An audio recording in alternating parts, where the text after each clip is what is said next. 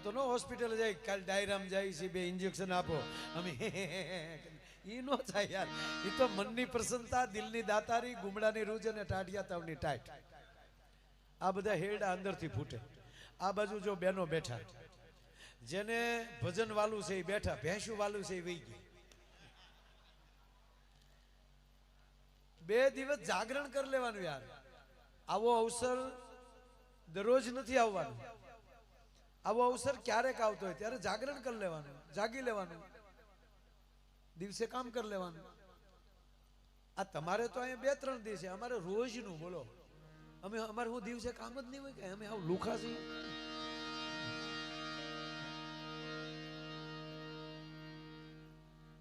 ખરેખર અમુકને તમે રોકવાનું કહો તો હું કે નહીં, મારે સવારમાં ભેંસ્યું દોવાની છે. આપણને એમ થાય કે આપણે હાટું લગ્ન કર્યા, ભેહું હાટું લગ્ન કર્યા છે.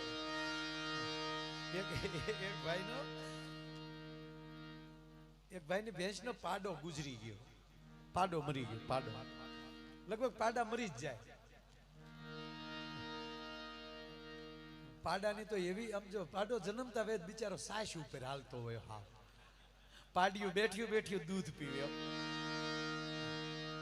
તે પાડો ગુજરી ગયો એટલે આપણે બધાને ખબર છે કે હવે એને ભેંસને હજી 3-4 દિવસ જ હજી વિયાણે થયેલા, એટલે હવે પારું વગર દોવા ન દે. હવે કરવું શું? એટલે બેન જેવા ભેંસ દોવા ગયા એટલે પારું વગર ભેંસે દોવા ન દીધું. એટલે એને એના પતિને કીધું, એક કામ કરો ને, ઘડીક તમે પાડો થઈ જાવ ને. અરે કે પણ મારે કેમ કે તમે આ 4 પગે થઈ જાવ. અને આ કાળું ઓઠણું હતું ને એને માથે ઓઠાડી દીધું. બોલો, તો આવ્યો કરતો ભેંસ ને ચૂક 3 દીધા, ક્યાં હતો મારો લાલ?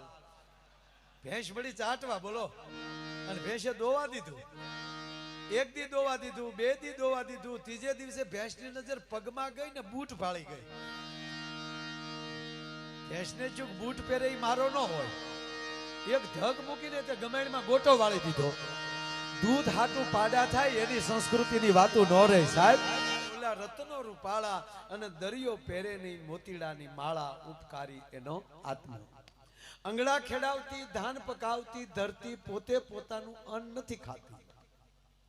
વાવણી થઈ જાય અને ધરતીમાં તમે ઘઉં, બાજરો જે કાંઈ વાવી ગયો,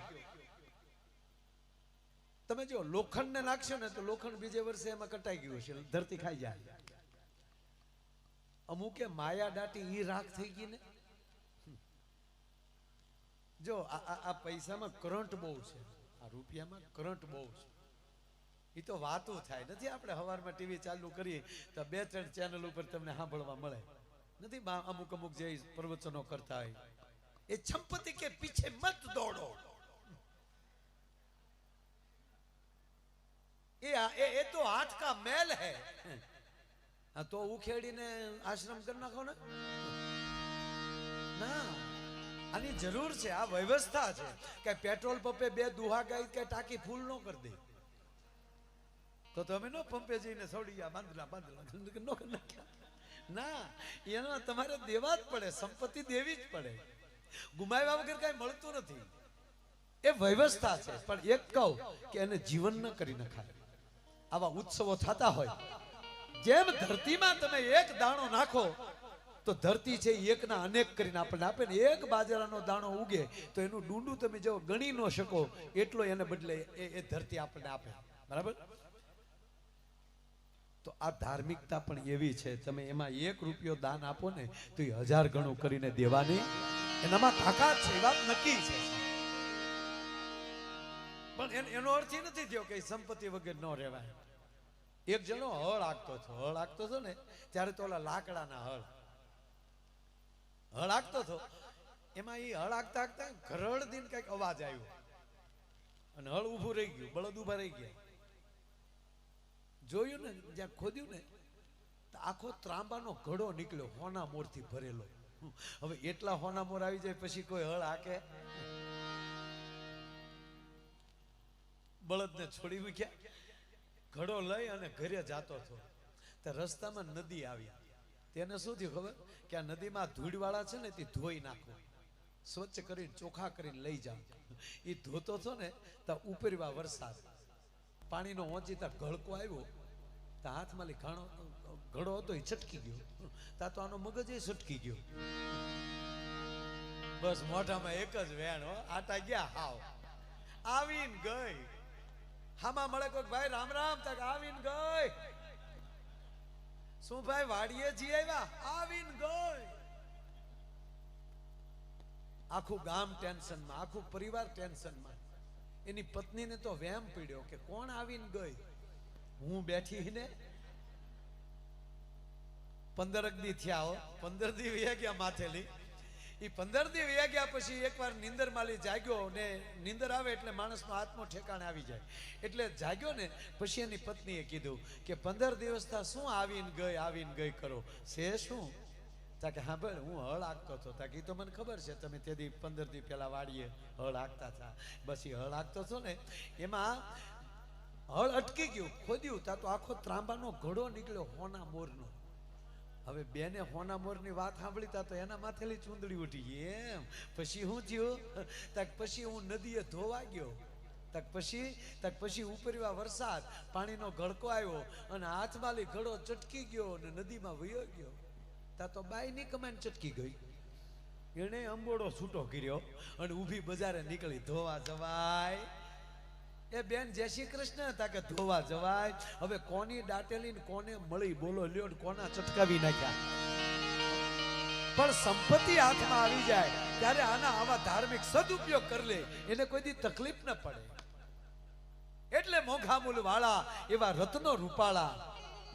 અને તમે સાંભળી લ્યો, આ બધું આપણું મનનું કારણ છે.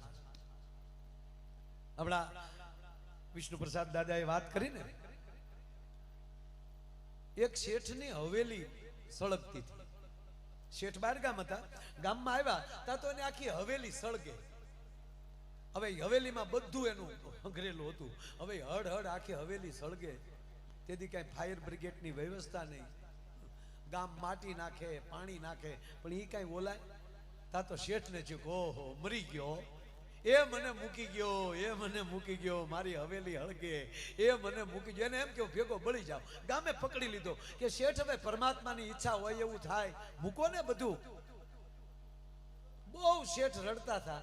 એમાં કોઈએ કાનમાં આવીને એટલું કીધું, હા ભળજો આ વાત, એટલું શેઠને કાનમાં કીધું કે શેઠ ખોટા રડોમાં.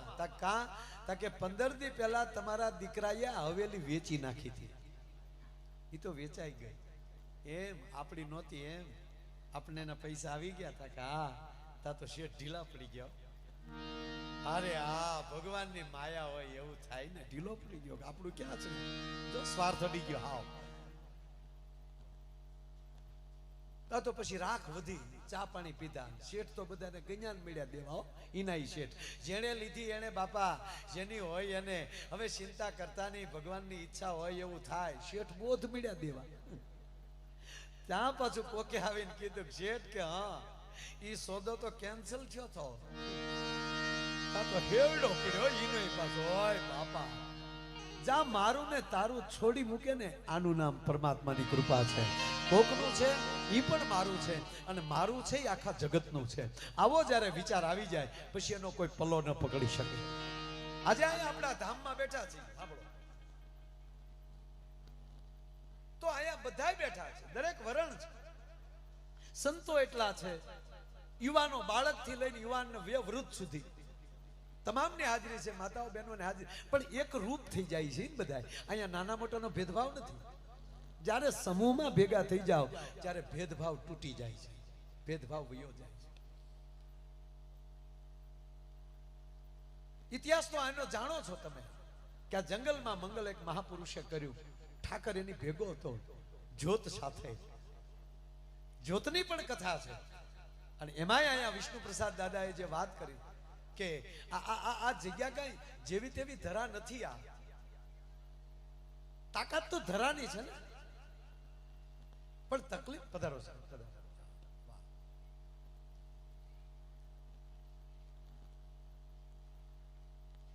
દરેક વ્યક્તિ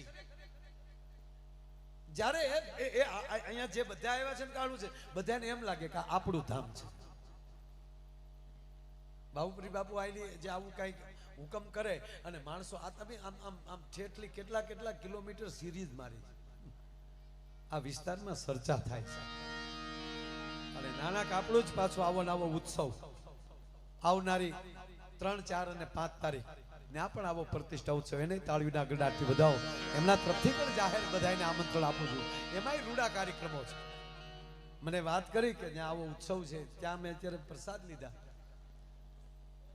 પણ એ તારીખોમાં હું ઓસ્ટ્રેલિયા છું, અગાઉ નક્કી થઈ ગયેલું છે. નહીતર અહીંયા આપણા વિસ્તારમાં આપણી ગરવી ગુજરાતમાં આવા ઉત્સવો થતા હોય એ આપણું ગૌરવ છે. અને આ 7 તારીખથી આવે એ 7 2 દિવસ પછી ભગુડા પાટ ઉત્સવ ચાલુ થાય છે. 7, 8, 9, 10 અને 11 તારીખે પાછું માં ભગવતી મોગલ શક્તિ એવોર્ડ પૂજ્ય મોરારી બાપુથી માંડી બધા મહાપુરુષોની હાજરી. સાહેબ એમના ટ્રસ્ટી તરીકે ભગુડા ધામવતી આપ બધાને પણ આમંત્રણ પાઠવું છું. 9 તારીખ અને 11 તારીખનો ભવ્ય ડાયરો છે, આમાં પધારજો.